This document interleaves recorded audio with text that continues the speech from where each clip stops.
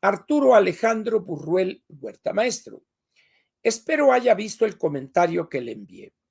En este se confirma que con la ley actual de pensiones, un trabajador que cotiza 1,950 semanas obtiene el 99% de su último salario. La parte 2, a partir de 2030. Vamos a ver, Arturo. Normalmente, en los que es sistemas de pensiones, los años laborando van de 35 a 40 años. Es decir, si una persona empieza a trabajar a los 25 años, entonces el límite inferior es 65 años. Sin embargo, en la realidad, por ejemplo, en México, la edad promedio para pensionarse es un poco más de 72 años. Y en términos generales, salvo países como Francia o en algunos otros, dependiendo de la actividad, anda en los 58, 60, ya en Francia ha subido a 64, Alemania está en el proceso de subir a 67, otros en 68, otros en 64, etcétera. Pero esto, si lo traducimos a semanas laboradas, que sería quizá lo más correcto, estaríamos hablando en algunos casos de, como era en México, en el caso de las cuentas individuales, que estaban, ¿se acuerda usted? Antes de que las bajaran a 750 y luego las van a subir a 1,000, creo que dentro de 10 años u 8 años ya, pero eran 1,250 semanas mínimo. 1,250 semanas equivale prácticamente a 25 años ininterrumpidos de trabajar. Pero como consecuencia de un país donde la informalidad casi son las 2/3 partes de los que trabajan, entonces eso generaba una situación que elevaba los años para poderse pensionar y alcanzar ese número. Por supuesto que si no tiene usted los 65 años, tiene 64, 63, 62, hay un porcentaje que le reducen de lo que alcanzaría en el caso del sistema anterior de reparto, de la ley del 73.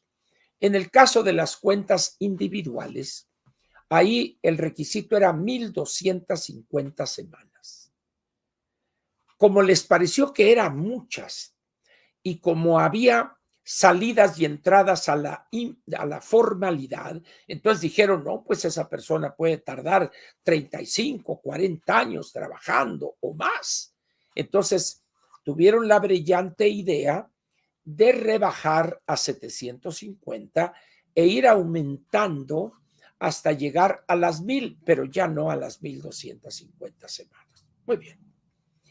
De acuerdo con los cálculos actuariales, un cálculo actuarial es aquel cálculo que se hace en relación con algunos aspectos cuantitativos relacionados con las pensiones, en función de, estamos hablando de cuentas individuales. Ojo, primero, la tasa real de interés promedio que obtendría esta persona.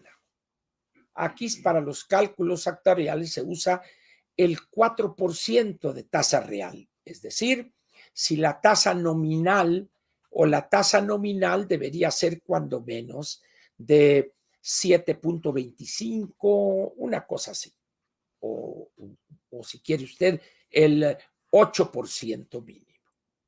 Muy bien, pero resulta que en épocas de baja inflación, la tasa nominal puede llegar a ser 3,5 o 4%. Y con una tasa de inflación del 2, la tasa real es del 2%. Por lo tanto, el rendimiento de lo que se tiene ahorrado es menor. Ahorita estamos en la situación contraria.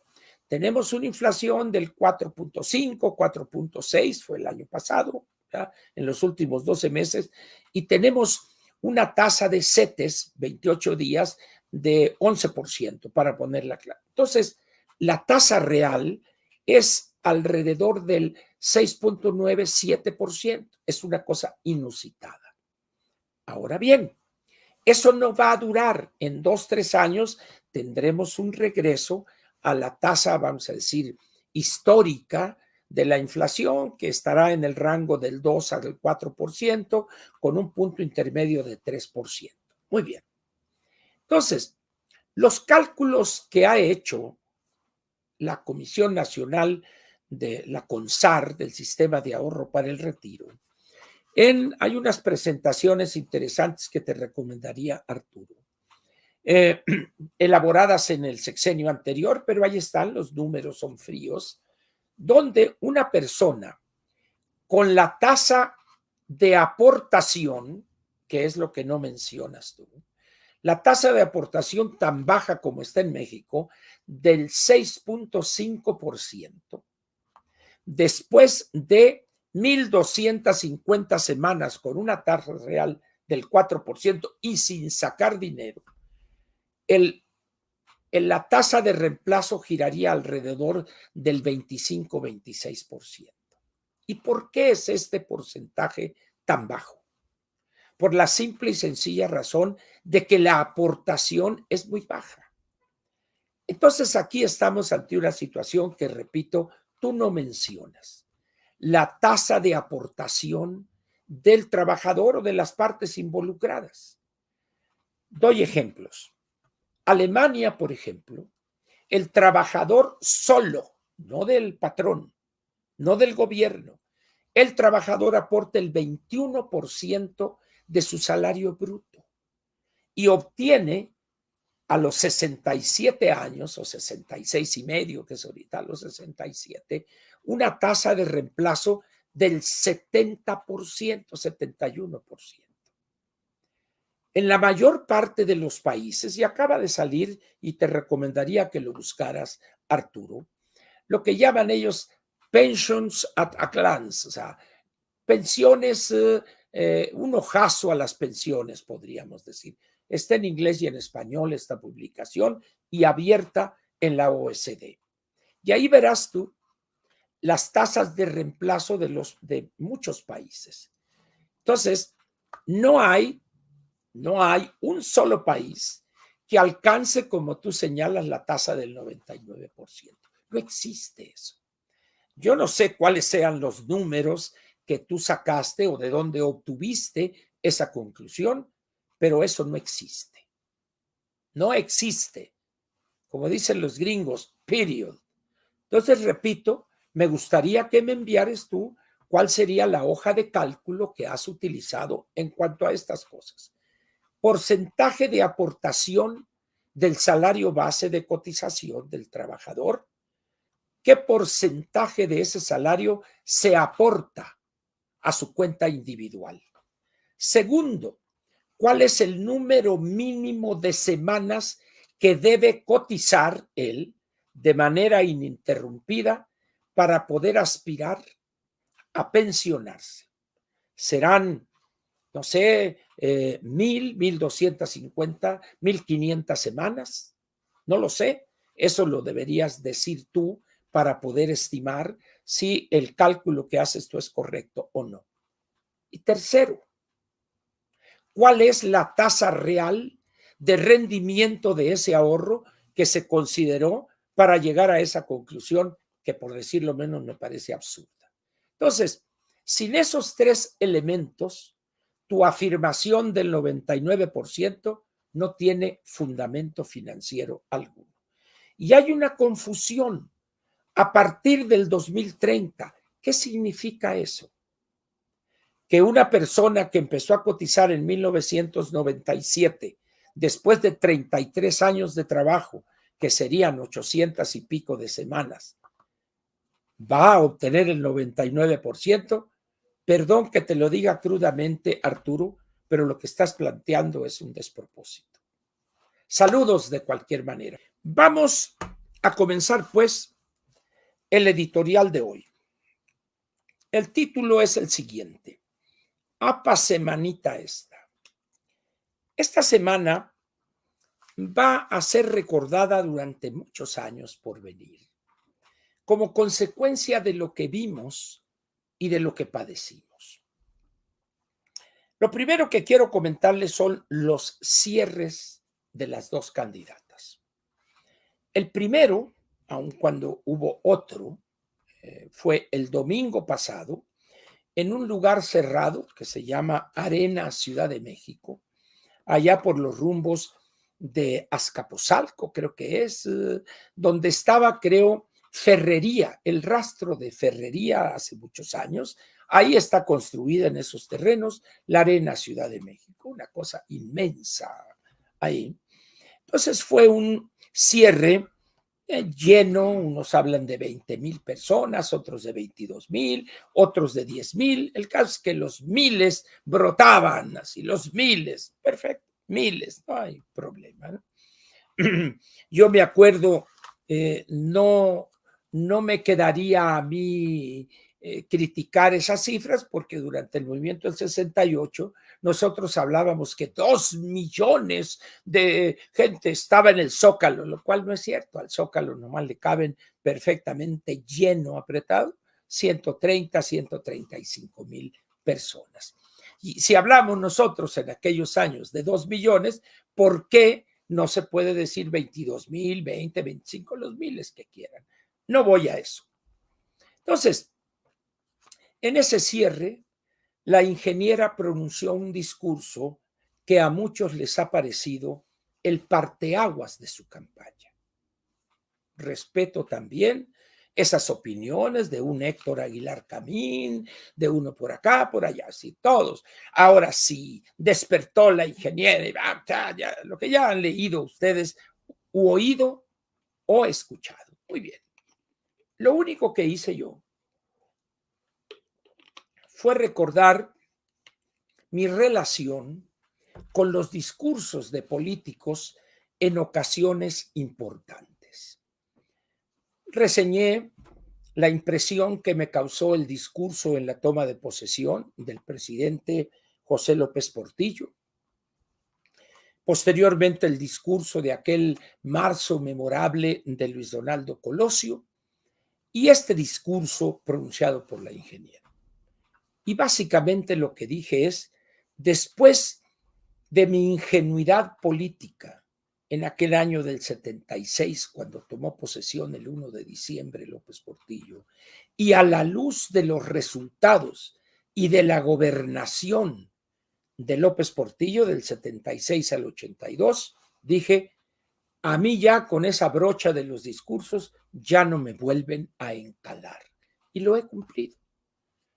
El discurso de Luis Donaldo no me pareció acá lo máximo y estaba consciente de que había que trabajar en tierra, organización directa, etcétera, etcétera. Escucho el discurso, lo leo detenidamente y tengo la misma opinión. Los discursos no dan votos. Repito, los discursos no dan votos. Pueden ser, de acuerdo al punto de vista de algunos, muy buen discurso, conmovió a la gente, a unos los hizo llorar, a otros reír y aplaudir, etcétera. Pero los discursos, señores, no dan votos. Nada más. Eso fue lo que dije. Hay discursos o hay actos de cierre de campaña o de toma de posesión que no solo no dan votos cuando se trate en las campañas, sino que dan pena o dan lástima por el tipo de discurso, por su contenido y la forma de decirlo. Un discurso, una pieza oratoria en la política, tiene varios elementos. El primero es el texto mismo. El segundo es la forma cómo se dice ese discurso. Y el otro, que sería, vamos a decir, pegado con cómo se dice ese discurso, el modo del discursante de decir ese discurso. O sea, él mismo, su lenguaje corporal, si ve a las personas cercanas a sus ojos, se dirige a grupos específicos de los que están ahí. Pongo ejemplos muy burdos, si gusta usted. Y aquí, por ejemplo, están algunos compañeros militantes de nuestro partido del estado de Zacatecas. Ya los de Zacatecas levantan sus cartulinas. Ya. ¿Quién no conoce la marcha de Zacatecas? ¿Quién cuando estuvo en la escuela primaria no escuchó los acordes de la marcha de Zacatecas? Esa gente empapada de historia, la toma del Cerro de la Bufa, Pancho Villa y su paso por Zacatecas. Y él hace las pausas correctas y ve a los de Zacatecas y por acá y por allá. Eso se estudia, eso se practica. Y quizá habría algún otro elemento que es importante también. El parecer creíble.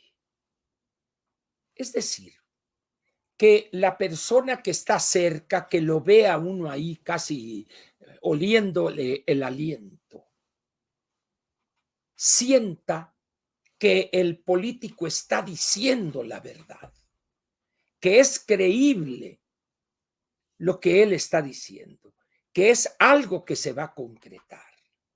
Con esos 4 elementos se puede hablar de un buen discurso o un mal discurso, o quizá un discurso mal dicho o mal leído si hay papeles o hay teleprompter que se utiliza ahora, si hay un buen tono de voz, si hay una cierta empatía con la audiencia, etcétera, etcétera.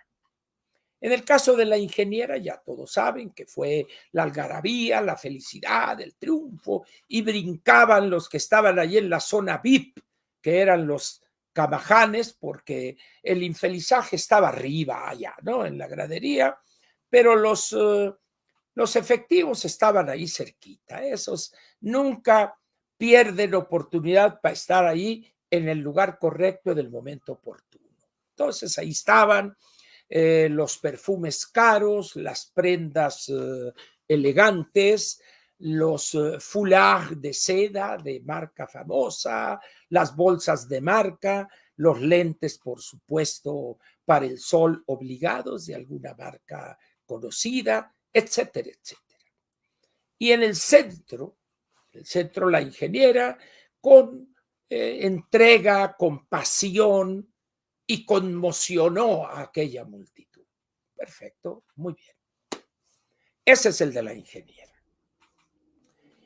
Ahora, en el caso de enfrente, está el cierre de la anticientífica.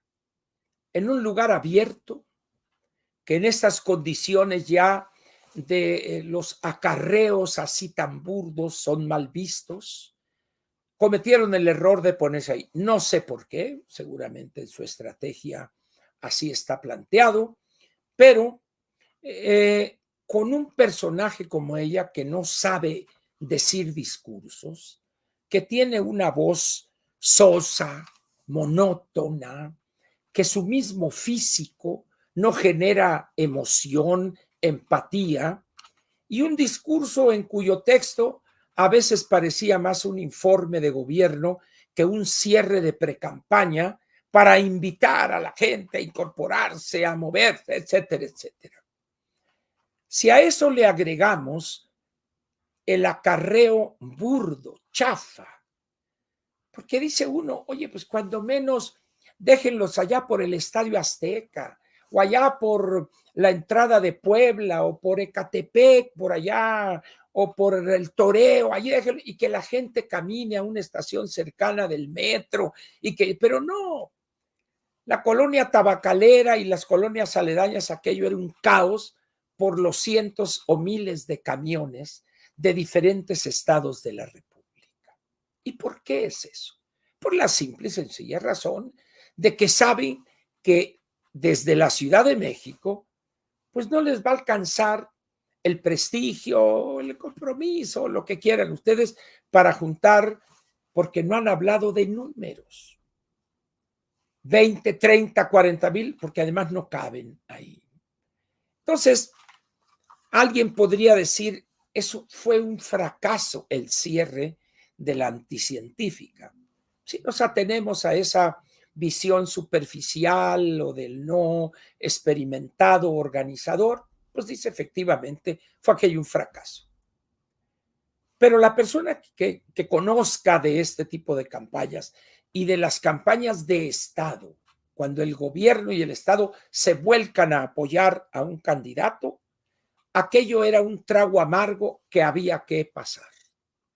Esto es un poco, yo no sé si recuerde usted cuando estaba chamaco, que se utilizaba algo que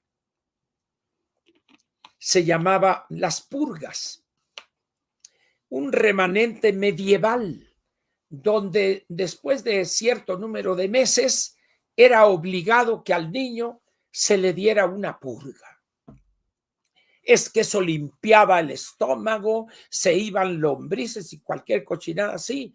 Ahora sabemos que eso es negativo porque también acaba con la flora intestinal, etcétera. Pero en aquellos años era o aceite de ricino o maxocón.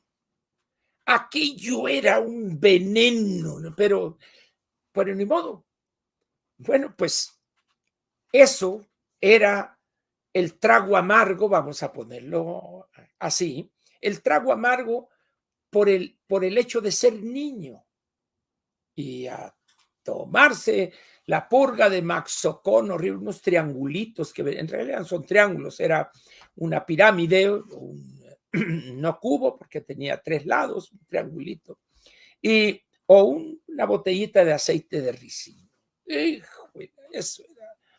Y pues ese día lo único que tenía de vuelo es que no iba uno a la escuela, porque esa purga hacía que se soltara uno del estómago, diarrea. Entonces, pues ahí estaba en la casa, uno iba al baño, iba al baño, iba al baño, y al otro día. Entonces, era un día que no iba a la escuela. Perfecto, muy bien. Podríamos decir entonces que el acto de la anticientífica fue una purga de Maxocón o una purga de aceite de ricino y ni modo, pues es el trago amargo, hay que hacer ese cierre y punto, ya se olvidó eso. Que un acarreo, vale madre, que digan lo que sea, ya pasamos ese trago amargo. ¿Por qué? Porque saben perfectamente que un acto como ese no decide elección alguna. Ni en el caso de la ingeniera se obtiene la victoria por ese acto combativo, lleno de energía, pero tampoco en el otro caso se pierde la elección. Pero son los males necesarios, vamos a decir, de las estrategias en las elecciones, particularmente en un país como el nuestro. Excepción hecha del discurso que ha sido loado por muchos, incluso sospecho que algunos de los panegiristas más encendidos de ese discurso, tengo la ligera sospecha de que participó él en la redacción del mismo. No diré el nombre de esta persona, no tiene caso, pero tengo entendido que él contribuyó de alguna manera y es como en el caso del discurso de Luis Donaldo en marzo de 1994. Ese discurso también no lo escribió él. Hay personas que son lo que llaman los norteamericanos speech writer, o sea, un escritor de discursos. Muy bien. Entonces, pasaron los cierres y entramos a una de las cuestiones más absurdas que una legislación electoral puede tener. Estamos ahorita en una cosa que se llama legalmente la intercampaña. Está la precampaña, que solamente está dirigida a los militantes de un partido.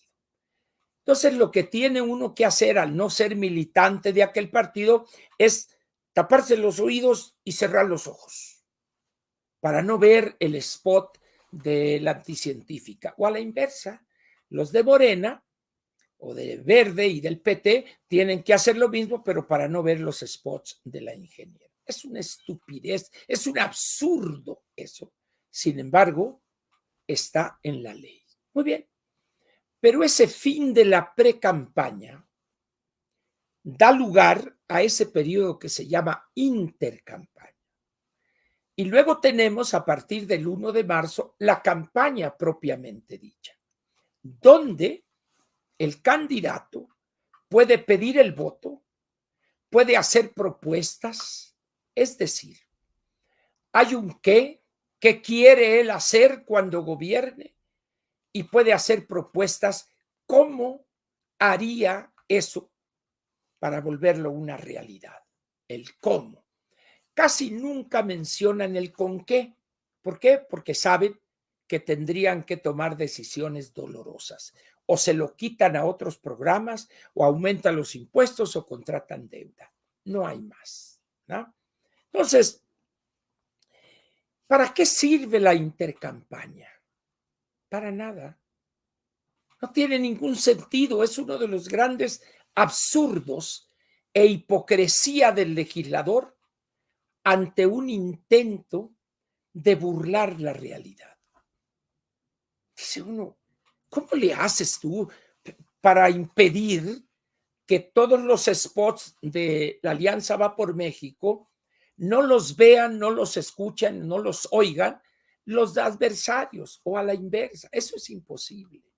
Sin embargo, nunca ha habido una posición autocrítica de los causantes de esa estupidez jurídica para decir, oigan, señores, dejémonos ya de hipocresías y vamos a actualizar la ley. No, así la dejan y violan la ley. Bueno, vean ustedes la actitud del presidente del bulto. Pues está así, le vale, y a los 20 días de que subieron un spot, que baje eso, pues ya tienen 15 que subieron. Pues, es decir, es de chiste nuestra legislación electoral, pero repito, es la ley.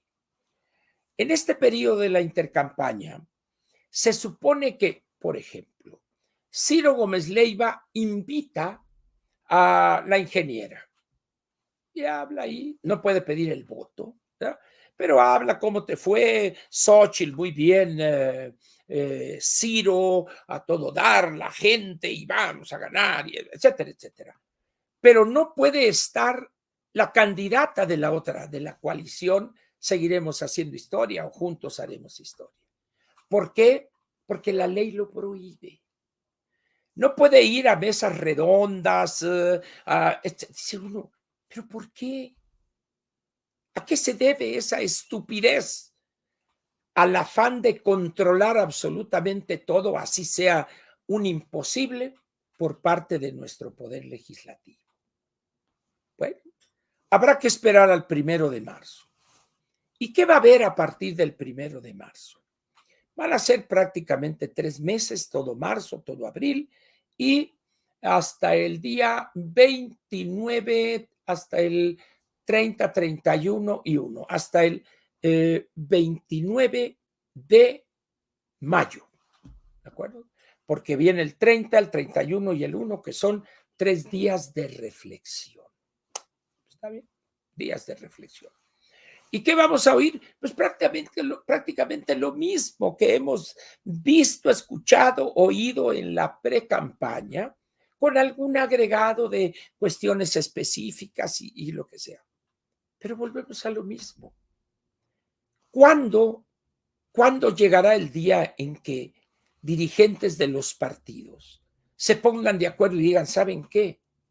Vamos a legislar acorde con la realidad que vive el mundo y México, por supuesto, en materia democrática. Pero ninguno quiere hacerlo. Prefieren vivir en esta simulación, en esta hipocresía que es digna de personas que no tienen la menor idea de lo que es una campaña política.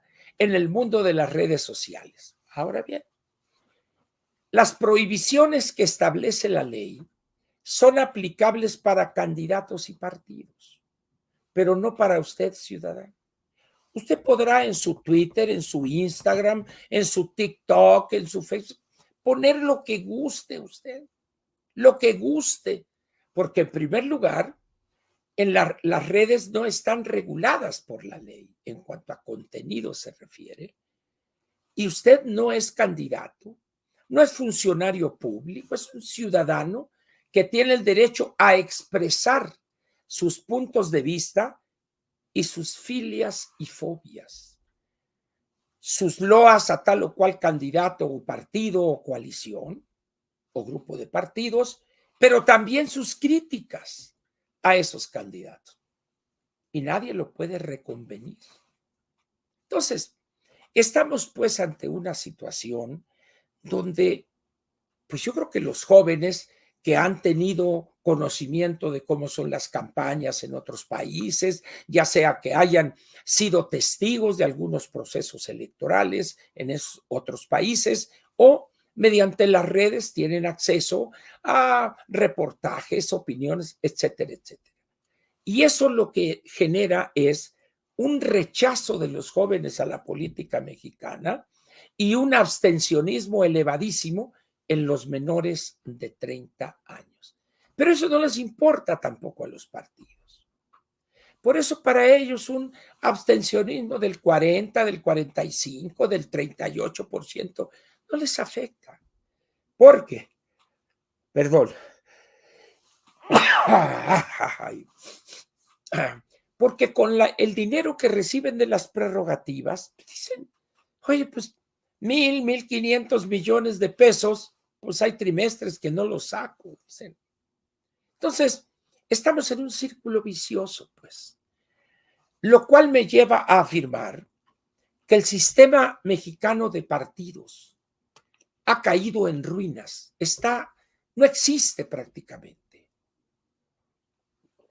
Es una situación muy similar a aquella que se registra en México a partir del año 82. Recuerdan ustedes a López Portillo, cuando habló de un problema de caja. Y todavía le dimos vida artificial a ese sistema, pero en el 86-87, cuando debimos entrar al GATT, el Acuerdo General de Aranceles y Comercio, y abrimos la economía. Y se inició así una nueva era en el desarrollo económico del país, de una economía cerrada, de un modelo basado en la sustitución de importaciones y cerrado a la competencia del exterior, pasamos a una economía abierta, a la competencia con otros países en los mercados mexicanos. Y el país es otro. A partir de ese año, vamos a ponerlo fácil, estamos hablando del 86-87, pongamos el 88, cuando se dé el cambio de gobierno. Así está hoy el sistema de partidos. Los partidos obligadamente, una vez que se calmen las aguas, que el Tribunal Electoral del Poder Judicial de la Federación, su sala superior, haya determinado el ganador legítimo de la elección presidencial, le emita la constancia que como tal lo acredita, y en ese momento ya se empezarán a pensar en los funcionarios, el plan de gobierno, etcétera, etcétera. Pero a partir de ahí, es mi personal opinión, los partidos deberían, y no me gusta usar el verbo y en ese condicional, deberían iniciar un proceso cada uno dentro de sus estructuras, sus documentos básicos, etcétera, sus reglas. Sería bueno que empezaran una refundación de sus partidos. ¿Por qué? Si uno revisa las plataformas o los documentos básicos de los 7 partidos, se remonta uno a los años 60 o 70 del siglo pasado. Bueno, dice Ángel, ¿qué tiene eso de malo? Nada. Lo único es que ya estamos en el tercer decenio del siglo XXI. Ese es el único problema. Entonces, se requieren partidos políticos y militantes y reglas de esos partidos que se adecuen a las nuevas condiciones de la democracia mexicana y de su futuro inmediato o mediato para los próximos 15 o 20 años, cuando menos. Veo muy difícil que eso se haga, pero eso es algo que esto que está pasando ahorita lo evidencia. En el caso de partidos como el PT o el Verde, el mismo Movimiento Ciudadano, el PRD, pues son chiruza, pues, ¿no? Pero tenemos 3 partidos, 4 partidos. Uno no es partido, pero por el número y las posiciones que controla, pues es un partido. Pero esos 4 partidos, el PRI, el PAN y Morena, perdón, 3 partidos, estos 3 partidos sería muy útil para la democracia mexicana y para ellos mismos, y para responder a la nueva composición demográfica del país, actualizarse con una visión puesta en el futuro. Alguien me dice, Ángel, no sueñes. Bueno, como diría René Bejarano en aquella sesión donde lo desaforaron, y nadie me quitará el deseo de soñar, con esa voz pituda que tiene. Bueno, pues yo diré, no con esa voz tan fea, pues nadie me puede quitar el derecho a soñar. Eso es lo que ha evidenciado esta semana en materia de actividad de los partidos políticos. Porque no solo son los cierres, sino es la conducta, declaraciones de los dirigentes. Y miren, voy a dar un ejemplo y no lo vayan a tomar como una crítica a la ingeniera. Por favor, es un señalamiento. Y voy a dar 2 ejemplos para que se vea parejo el asunto. En el cierre de la ingeniera en la localidad o en la ciudad de Acámbaro, en el estado de Guanajuato, un acto bonito, atractivo, en un lugar abierto pero delimitado por barreras de árboles, una plaza, debe ser la plaza ahí del lugar. Y está la ingeniera echándose su speech ahí, y antes de ella habló una dama que no sé quién es, no recuerdo su nombre, pero que gritaba como poseída por el demonio. La gente, estas jóvenes políticas y jóvenes políticos piensan que para convencer hay que gritar. No, para convencer al respetable que los ve y escucha, o simplemente los ve y los oye, hay que decir las cosas, pero que se note que hay sinceridad en los planteamientos. A gritos destemplados no se convence a nadie. Entonces, esta dama, gritando y casi le faltaba brincar como primate inferior, ya, gritando y unos gritos. ¿Por qué grita? Digo, ¿de qué se te traía micrófono en mano? Había un buen sonido ambiental, etcétera. Pero ahí estaba, grite y grite. Y luego llegó la intervención de la estrella del espectáculo, la ingeniera. Muy bien. Y estaba ahí como diría Carlos Monsiváis, los abajo firmantes, pero sería los acompañantes ahí, la clase VIP, ¿ya? Y empieza la ingeniera. Y aquí saludo a mi amigo Marco Cortés, mi gran amigo Marco, bienvenido. A ver, ingeniera, pero si usted lo pendejeó hace unos días y dijo que había cometido una pendejada y que usted no estaba de acuerdo con eso. Y ahora resulta que es su gran amigo. ¿Y dónde te pongo, Marquito? Bueno, esa es la política.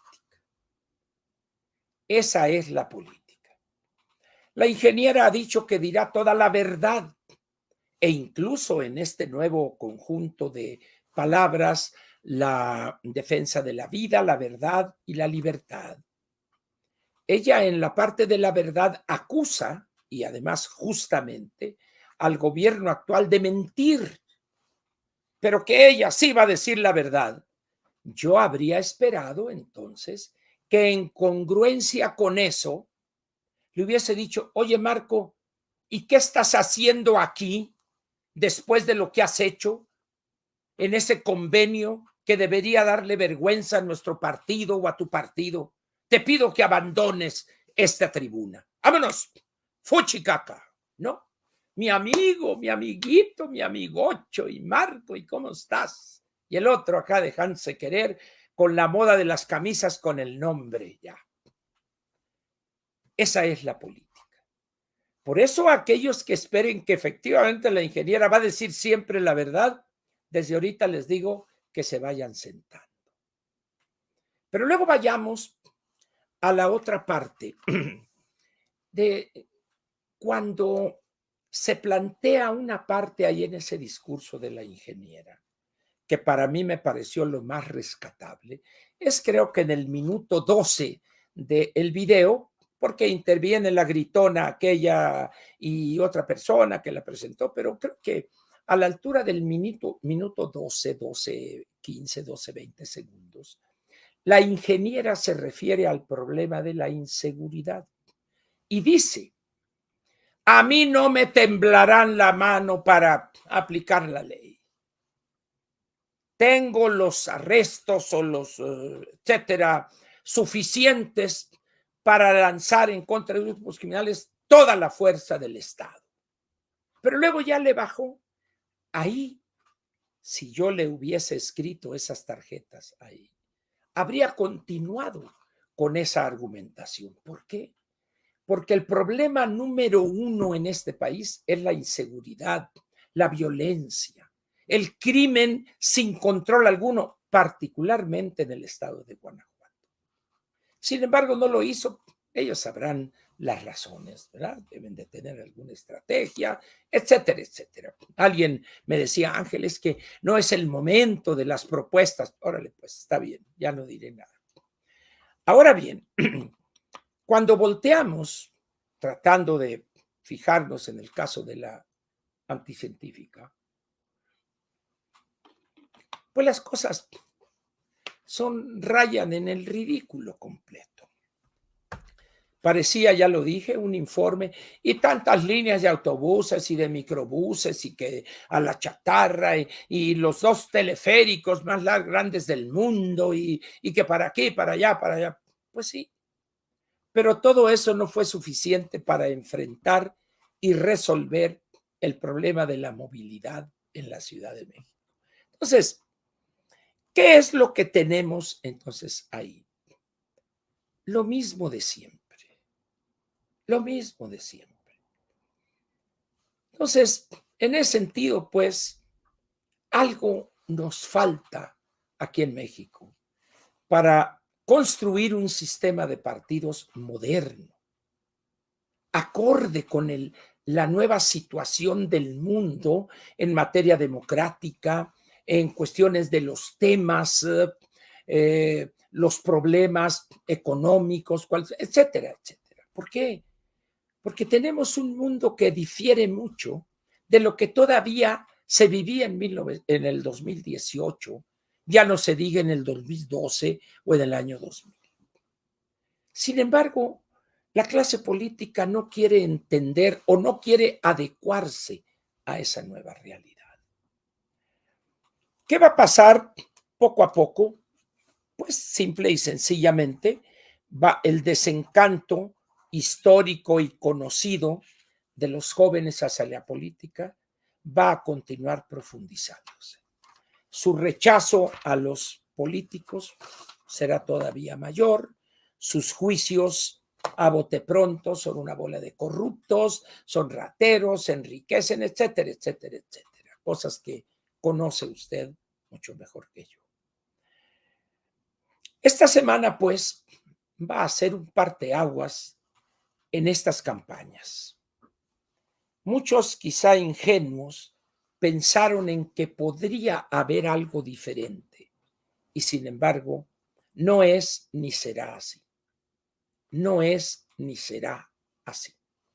Muy bien, quiero tocar con usted ahora rápidamente, porque ya vamos sobre el tiempo, sobre un tema que he seguido desde hace bastantes meses. No me había decidido a estudiarlo de manera sistemática.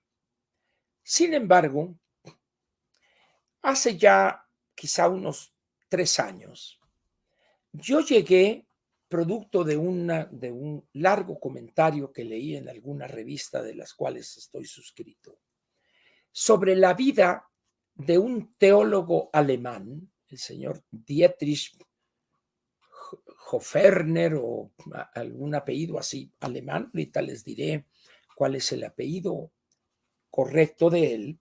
Vamos a ver. Vamos a ver. Es Bonhoeffer. Es Dietrich, estoy correcto, Bonhoeffer. Bonhoeffer. Un clérigo, un teólogo alemán que llega a una, vamos a decir, a una actividad abierta, comprometido en contra del nazismo de Hitler. Cuando Hitler llega al poder, el 33, y posteriormente sus posiciones y sus planteamientos provocan en este teólogo, el señor Dietrich von Heffer, un rechazo a eso y empieza a escribir sobre esta situación. Y una de las preguntas que se hizo él en aquel entonces, antes de que lo detuvieran y lo llevaran a un campo de concentración, donde muere fusilado en 1945, muy joven, cuando ya las tropas de los aliados iban acercándose. Entonces los alemanes lo que hacían, en vez de huir y dejar a la gente ahí, en este caso, fusilaron prácticamente a todos, y ahí muere este teólogo alemán, Dietrich Bonhoeffer. Muy bien. Entonces un carcelero de los que estaban en ese campo de concentración establece una relación y empieza a proveerlo de papel y lápiz. Y empieza y sigue él escribiendo y saca sus materiales. Cuando lo fusilan y muere, alguien rescata eso y se publican libros de manera póstuma y varios libros sobre su vida, o sea, biografías de él muy interesantes. Y uno de los elementos que llamó la atención en aquellos años, a partir del 33, cuando Hitler toma el poder, hasta el 44, vamos a decir, poco antes de que muriera, ¿por qué Alemania, que era el país en aquel entonces donde había más inteligencia, vamos a ponerlo así, que muchísimos otros países?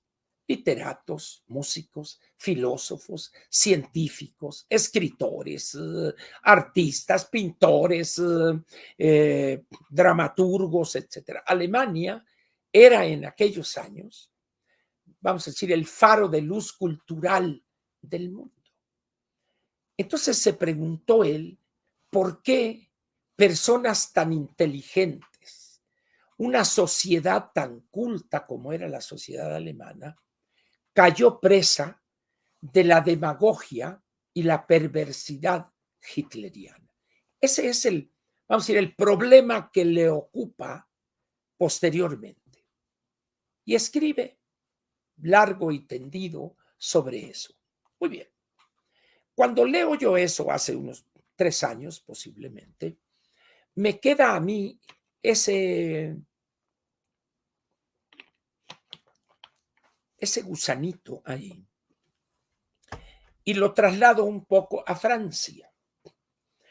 La imagen que se ha vendido de Francia es que todo el pueblo, toda la sociedad francesa se volcó a combatir a la invasión de las tropas nazis de Hitler. Y no fue así.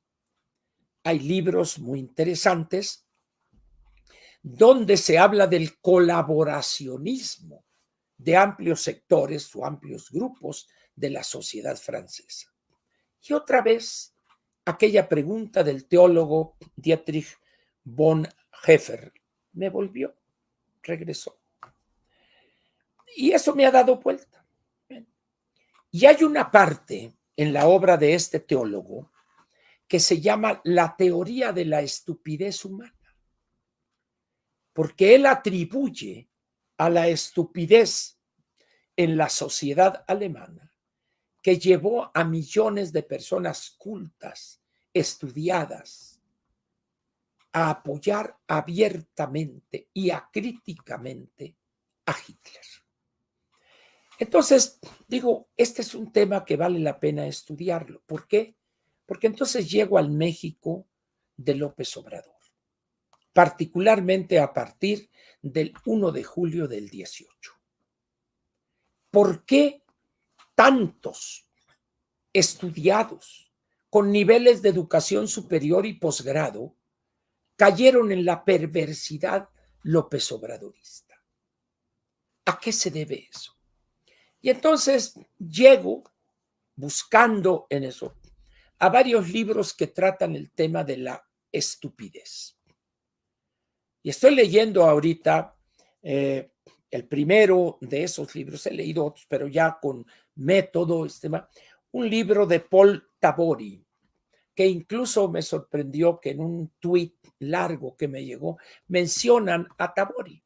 Este es el libro, Historia de la Estupidez. Este es el libro. Una joya este libro. Y ya leí otros, se los voy a decir los títulos. Vamos a ver. Uno que se llama Las leyes básicas de la estupidez humana, otro que se llama El triunfo de la estupidez y otro que se llama La estupidez humana también.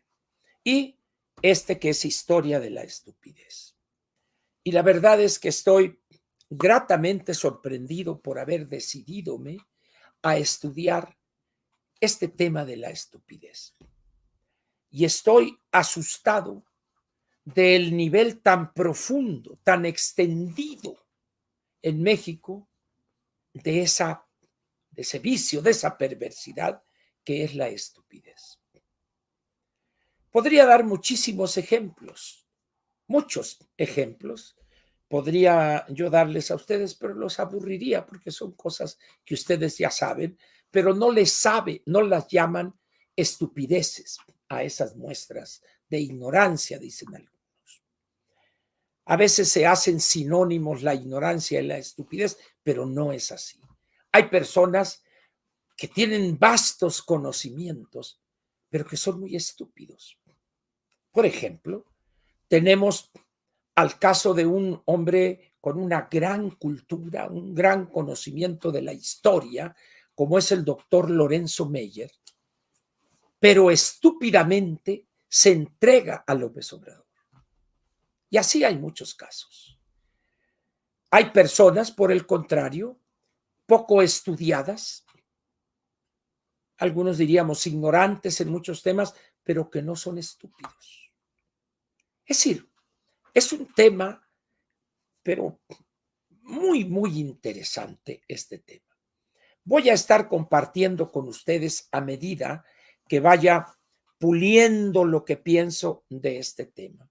Pero si alguien le pregunta a usted, oye, ¿por qué piensas que a López Obrador lo apoyaron más de 30 millones de personas dándole su voto el 1 de julio del 18? Conteste sin pena alguna, por la estupidez que reina sin control en la sociedad mexicana. No tema, está usted en lo correcto, aun cuando no acepten su explicación. Este libro de la historia de la estupidez, bueno, déjenme ver este otro de las leyes de la estupidez. Les voy a leer nomás. La ley número 1. La primera ley básica de la estupidez dice: siempre e inevitablemente todo el mundo subestima el número de individuos estúpidos en circulación. Esa es la ley número 1 de la estupidez humana. Ahí se la dejo. Vienen las otras leyes, pero con esa ley termino este editorial recordando aquellas palabras de Facundo Cabral, que dijo en algunos, ¿se acuerdan de Facundo Cabral? Aquel que decía, cuando no, Verónica, yo le canto a la paz, pero no quiero cantarle a la guerra, porque oye, Verónica, y acá y así era, se pasaba y tenía, y nunca terminaba una canción. Pero dice, mi padre me enseñó, Verónica, que hay que sacarle la vuelta a los pendejos, porque son muchos, Verónica, y son tantos que a veces eligen presidentes, Verónica. Y es cierto. Quien lo dude, voltea a ver a México. Y quien lo dude, cuidado, porque el 2 de junio del 24 podríamos repetir ese mismo error donde la estupidez resultare triunfante, votando por ya saben ustedes quién. No tiene caso que les diga, porque los seguidores de la anticientífica se iban a enojar. Pero la causa principal es la estupidez. Aquí termina la parte editorial de Platica con Ángel. Vamos.